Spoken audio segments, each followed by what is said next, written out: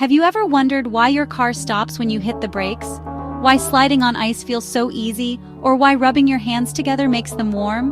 The answer is friction.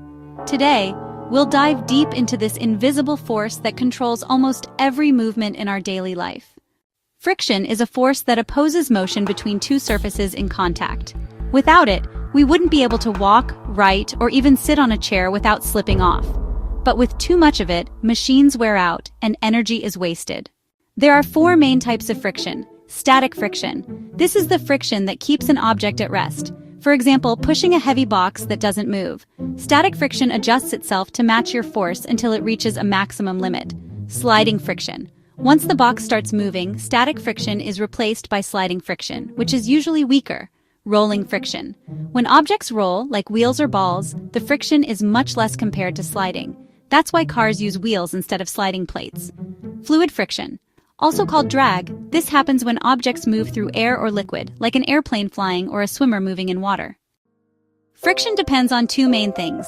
Surface roughness. Rough surfaces have more friction, while smooth ones have less. Normal force. The heavier the object, the stronger the friction, because weight presses the surfaces together.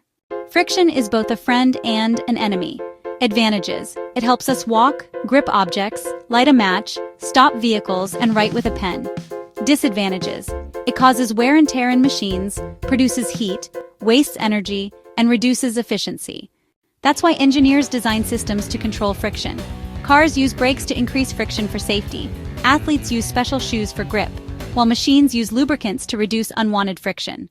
So next time you walk, drive, or even write your name, remember, it's all possible because of friction.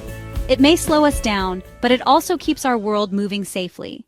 Thanks for watching. Don't forget to like, share, and subscribe for more science explained simply.